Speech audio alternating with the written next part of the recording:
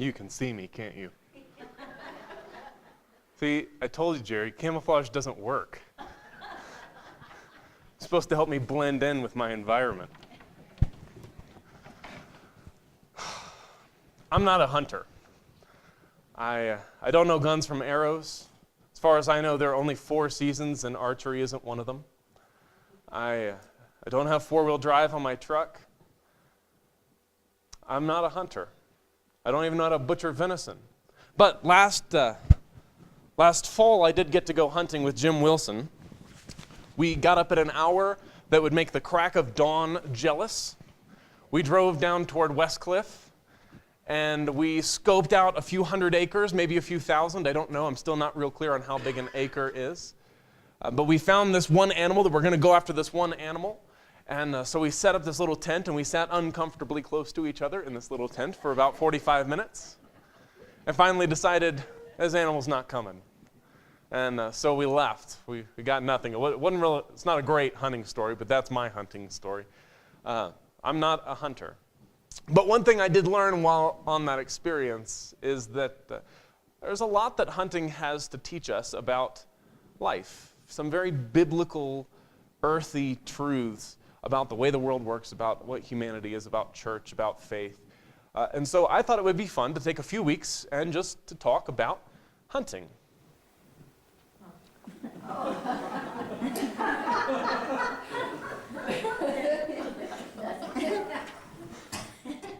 Because I think we deserve some fun. We did 16 weeks in Leviticus, good grief. I think...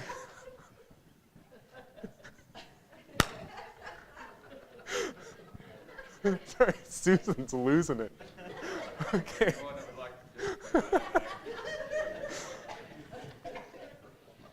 I think we deserve to have a little bit of fun after 16 weeks of Leviticus. So if you're a hunter, I think you're going to enjoy this series. I think you're going to get a lot out of it. I encourage you, bring your hunter friends. If you're not a hunter, I think this is going to be right up your alley, because I'm not a hunter either. And so we're going to be talking about it kind of through my lens, looking from the outside at this world of hunting. So if you're not a hunter, don't worry, neither am I. We're on the same page. We're going to be speaking the same language here. And language is actually really important. Language is a big deal. Hunters have their own language. Hunters, you guys have this weird dialect that only you speak and nobody else understands it. And it's not that I don't try to understand it, because I do. When you guys are in the lobby and you're talking shop about hunting and killing stuff, and I try to understand, but I hear it, when I listen, it sounds like this. We came over this ridge to this one cut, down a saddle to a burned draw. Figured there might be a corridor there, so we pitched a blind where the thermal was in our face. We put up a couple of full-body decoys when we hear this bull bugling behind us.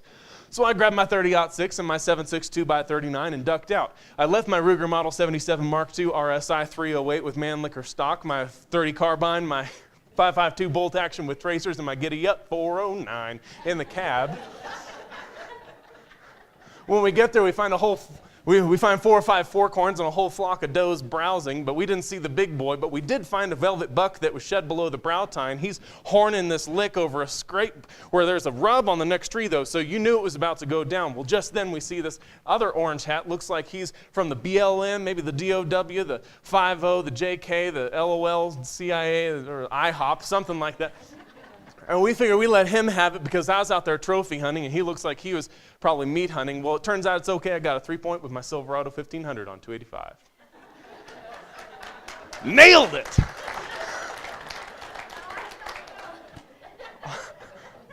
I've been sitting on that for like 6 weeks. Okay. But that's what it sounds like as a not hunter. Hunters have your own language.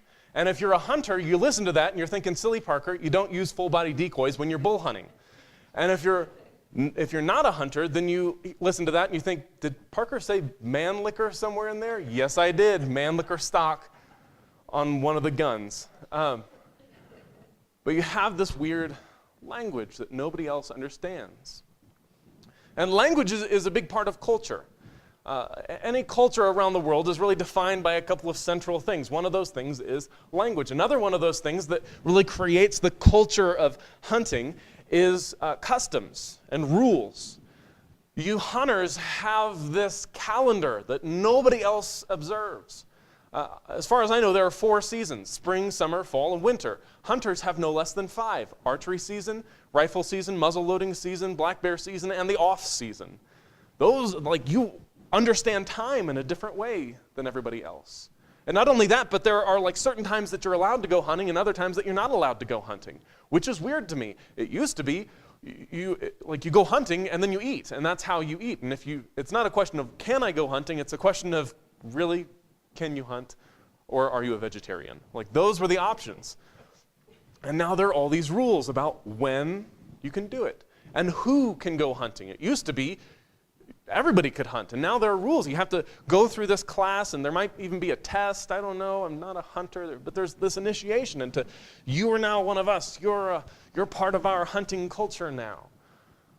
There's all these customs. And then there's this unique cuisine to hunters with little cans of fruit cocktail and Snickers and granola bars. People don't eat like that. That's a very unique cuisine. Now you go anywhere else in the world, and every culture has its own kind of style of food. Maybe this afternoon you're going to go have Mexican food, you're going to have Italian food, you're going to have a hamburger, whatever. But with hunting, there's this weird cuisine. It wasn't until we moved here that I first heard the term venison. I didn't know what venison was. I still don't understand why you don't just call it deer. Needless to say, you can't go anywhere in Kansas City and get an elk burger. You just can't. Jim, I don't know, a year and a half ago or so, let me have some bear jerky. Okay, where I come from, you don't eat bear. Bear eats you, where I come from. There's a weird cuisine with hunting. It's very unique to that culture. And then hunters have their own clothing, okay? Camouflage, it's its own industry, and they have these stylish orange hats that everybody else wishes they could pull off. Hunters have their own clothing. And then they also have their own social structure. You have the Division of Wildlife that oversees kind of how all of that works. You have landowners that are in charge, and they can sell you a ticket to come and hunt on their land, which to me sounds a whole lot like medieval feudalism, where there's a landowner, you can come live on my land in exchange for a share of the crop. Yeah, I've got this land, you can come hunt on my land in exchange for a certain amount of money. Sounds like feudalism to me. So you have this social, and then not only that, at the actual campsite, you could have 4 guys that are there. One's a surgeon, one's a general in the U.S. Army, one's a custodian, one's a businessman, but they all pitch in to go get water, and they all pitch in for food. There's no hierarchy within base camp, which is unique to the culture of hunting. So in this trip that I went with Jim Wilson, and we hunted for a couple of hours and got nothing, I began to realize hunting has its own unique culture. And you know what? Hunting is not alone. In church, we also have our own culture. We have a unique language that nobody else speaks. We have phrases that are just as bizarre as using a .30 carbine to take down a broadside forkhorn below the brow tine. Okay? It's just as unique. And I'm not talking about terms like transubstantiation and sanctification, because I don't think you used those this week. I'm talking about things like fellowship meal, fruit of the vine, small groups, it was a God thing, secular music, backsliding, bless his heart, guide, guard, and direct us. Okay, I mean, those are all terms that people on the outside look at that and go, okay, I have no idea what you're talking about. What is a fellowship meal? Okay, and then you describe it and they say, okay, so it's a meal. And then, but why is it a fellowship meal? And then you describe it, and but it's a meal. We have this kind of strange way of speaking that people on the outside just don't click with. We also have our own customs.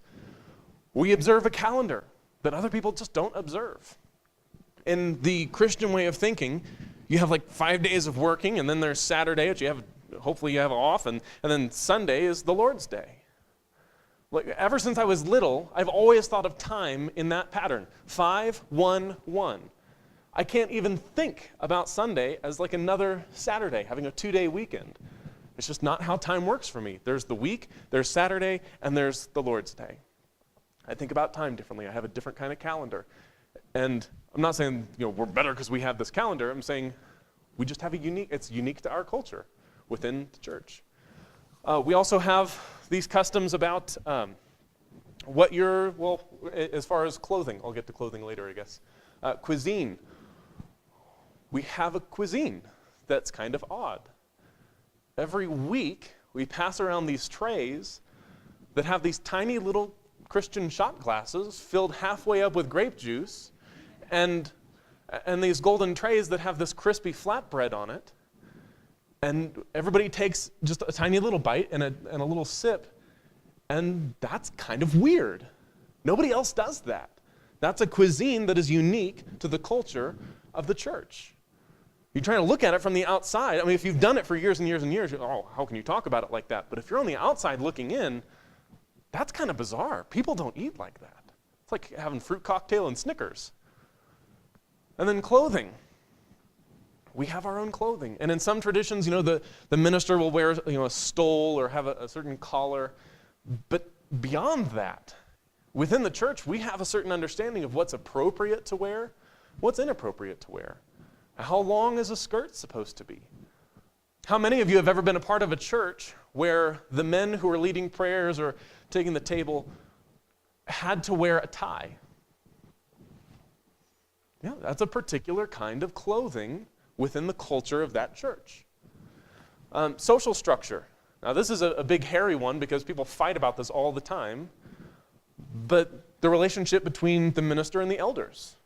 Who's in charge of who? And people will fight over this. Churches break up over this, but it's a question of structure. It's a question of where do people fall in the hierarchy? Where do women fit in the hierarchy? And then we talk about a priesthood of all believers, like we're all here at base camp and we're all sort of responsible for each other. And we talk like there's not a hierarchy, but at the same time, we all operate with this understanding that there is. So the church, much like hunting, has its own language, its own customs, its own cuisine, its own clothing, and its own structure. It's its own culture. Now, 1950 years ago, it is cold in here. I've been freezing all morning. Thank you, Jeff. 1950 years ago, there was a church in Rome that was threatening to split over a clash of cultures. What had happened, we're talking about 20, 30 years after the time of Jesus. The gospel begins in Jerusalem, that Jesus has, that he teaches, that he dies, that he's resurrected, and the good news of his story begins to spread throughout the Mediterranean, and it spreads first among the Jews, and it makes it all the way to the Jews in Rome. Now, in the first century, in Rome, there were 40 to 50,000 Jews. We've unearthed like 7 or 8 synagogues in the old city of Rome. And in the city, you have all these Jews, and they're meeting there in the synagogue together. And some of them hear this message about Jesus, and they say, yes, Jesus is the Messiah. He is the chosen seed of Abraham. And they believe. And then you have others who hear the same message, and they say, no, I don't think Jesus is the Messiah. We're waiting for somebody else. And they don't believe. And they're meeting there in the synagogue together. And they're trying to figure out, how are we supposed to be together? What's the function of being a Jew? Well, then, beyond that, throw into the mix that you also have some Romans that are coming into the synagogue, what the Bible calls God-fearing Gentiles.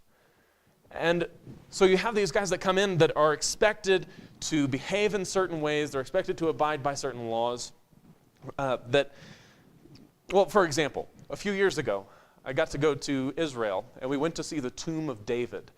And when you go to see the tomb of David, this is a holy Jewish site, and so they have little paper skull caps, the yarmulkes that the Jewish men wear. And if you're a man, when you go to see this, whether you're Christian, Jewish, Buddhist, whatever, when you go, you're expected to take a skull cap and put it on as a sign of respect.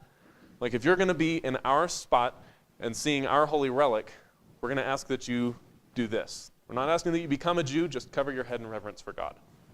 Okay, that's fine. It's much the same way. You have Gentiles meeting in the synagogues in Rome who are expected to do certain things. And some of these Romans hear that Jesus is the Messiah, and they believe. And other Romans hear that Jesus is the Messiah, and they don't believe. So now you've got some Jews that are Christians and some Jews that are not Christians, and some Romans that are Christians and some Romans that are not Christians. And they're all there in the synagogue together trying to figure out, what about social structure?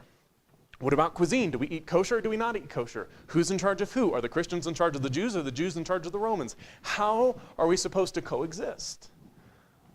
And then the whole thing comes crumbling down. Because at some point, some of the Christian Romans decide that if God is going to accept us, then there is no longer any value in being a Jew. God only created the Jews to get Jesus out of them, and now he's done with the Jews. Okay, so they start to get kind of cocky. They start talking down to the non-Christian Jews.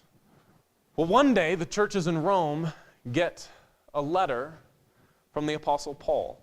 In the 14th chapter of this letter, he says this: accept him, speaking to those Romans who are Christians, talking down to the non-Christians. Accept him whose faith is weak without passing judgment on disputable matters. One man's faith allows him to eat everything, cuisine, but another man whose faith is weak eats only vegetables. And then later it says, one man considers one day more sacred than another. That's calendar, that's customs. Another man considers every day alike. Each one should be fully convinced in his own mind. He who regards one day as special does so to the Lord. He who eats meat eats to the Lord, for he gives thanks to God. And he who abstains does so to the Lord, and he gives thanks to God. For none of us lives to himself alone, and none of us dies to himself alone. If we live to the Lord, and if we die to the Lord. So, whether we live or die, we belong to the Lord. And then one more, this is down in verse 13, I think. Therefore, let us stop passing judgment on one another. Instead, make up your mind not to put any stumbling block or obstacle in your brother's way. As one who is in the Lord Jesus, I am fully convinced that no food is unclean in itself. But if anyone regards something as unclean, then for him it is unclean. If your brother is distressed because of what you eat, you are no longer acting in love. Do not by your eating destroy your brother for whom Christ died. So what is Paul saying in all of this? He's saying there are people in your community, in your synagogue, in your faith group who don't know Jesus. And when you eat what you're eating, and when you behave like you're behaving and talk like you're talking, it puts a stumbling block for them on the way to the cross. And he uses this term brother. He says you have brothers from other mothers and sisters from different misters who don't know Jesus, and you're shooting yourself in the foot because you're allowing your culture to get in the way of them hearing the gospel because of your cuisine, because of your calendar, because of your speaking down to them, your language. Your culture is getting in the way. You have this whole new world. Your faith has opened up this whole new thing for you, but they don't have that. And when you talk like that, when you behave like that, you're ruining it.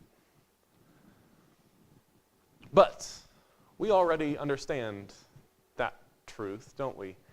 You see, I'm not a hunter. And you know why I'm not a hunter? It's not because I don't have it in me to take down a deer. It's not because I don't have a weapon. It's because there's this whole culture that I just don't understand. Being a hunter is about learning more than just how to pull the trigger. Being a hunter is about learning the language, learning to understand that huge story that I told. It's about buying the camo. It's about learning all the rules and the customs. It's about understanding the structure of authority and what landowners can do, what DOW can do. There's a whole lot. This whole culture is what's preventing me from becoming a hunter. And that's the truth that Paul is talking about, and it's simply this, that culture can prevent those who are on the outside from coming in. Culture becomes this huge barrier between those who aren't a part of it and those who are a part of it. Last year, Katie read this book called Bringing Up Bebe, The Wisdom of French Parenting. The whole book is this American woman who goes to live in Paris. It's like a diary style. she's living in Paris, and she's realizing all the things that French women do differently than American women. And the whole time she's reading this book, every so often she'll look up and read me a paragraph that was funny, or, wow, I didn't know French women did this, or what have you. She really seems to enjoy the book. And then at the end of the book, she came up to me and said, if there's one thing I learned from this, it's that I could never be a parent in France. I said, why? Everything in France sounds wonderful. And she said, because the culture is too different. It's too strange to me. They do things too differently. What was happening? A culture was preventing those on the outside from coming in. It happened in Rome with the church. It happens in hunting. It happens in parenting. When you're a part of a group, that group can begin to produce a culture, and that culture, rather than defining the group, can actually begin to exclude those who aren't a part of it. Now, just a couple of reflections on this. First of all, the church is not one culture. If we are going to grow, if the church is going to grow, if we're going to advance the kingdom of God, then we have to understand that there isn't like one culture that's synonymous with church. Jesus came to establish the church, not the culture, and there's a difference. Notice what he says. We'll go back to our passage in Romans. What he says earlier in the book. He says, is God the God of Jews only? Is he not the God of Gentiles too? Yes, of Gentiles too. Why? Because there's only one God who will justify the circumcised by faith and the uncircumcised through that same faith.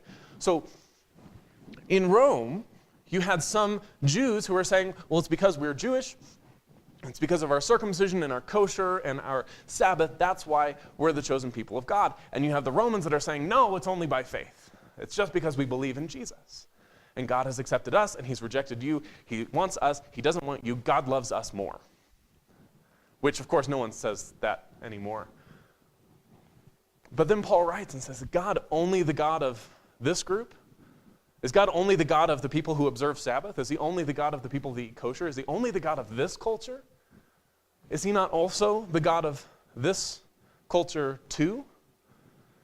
And he says, yeah, he's the God of both cultures. Why? Because there's only one God. If God is only the God of this culture, then he's not the God of that culture, and that ruins the oneness of God. But God is the God of the whole world. And that means that he is the God of Gentiles the same way he is the God of Jews. Perhaps you could say it like this. The more diverse the people of God become, the more diverse the culture of the church gets, the bigger God gets, because he embraces them all. Second reflection. We have to learn to see through the eyes of outsiders. If culture has this way of keeping outsiders out, we really need to begin to see our own culture through the eyes of someone who's not a part of it.